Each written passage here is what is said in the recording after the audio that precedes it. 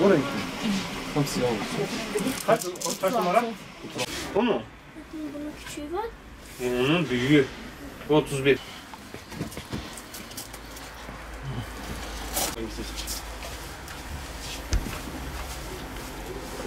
Buyurun. Ali K 32 numara. Ali K 32 numara. Erkek. İki.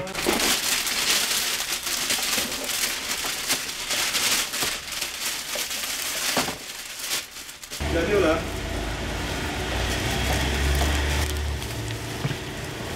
Abdullah'cığım.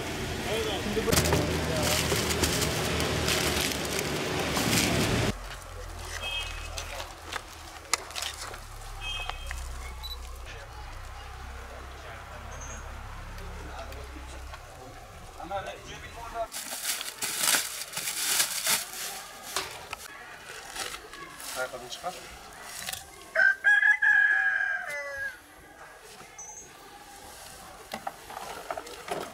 Koydu tamam Ahmet.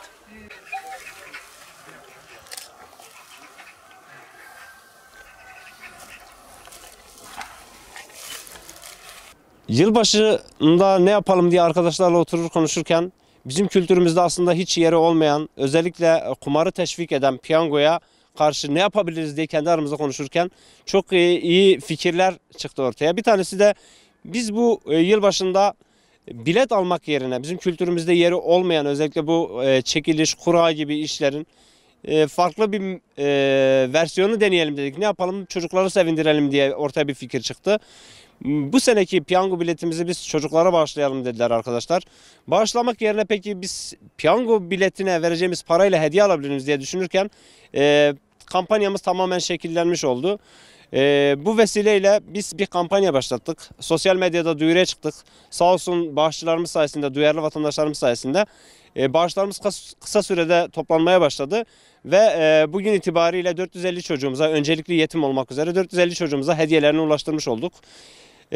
Biz hep sloganımız aslında başından çıkarken oydu. Bilet alıp umudunu nimet ablaya bağlama, bütün nimetleri veren Rabbine umudunu bağla dedik. O sizdeki Gülcan mı? Yok. Hakikaten değil mi? Hoş ver. Hacatim beylo bana.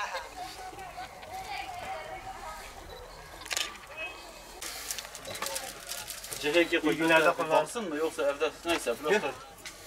Denesin. Sen de dene. Hediye için çok teşekkür ederim. Merhaba. Senin için bir kışlık ayakkabı seçtik. İnşallah beğenirsin. İyi günlerde kullanın. Ha gahtın imam Süleyman.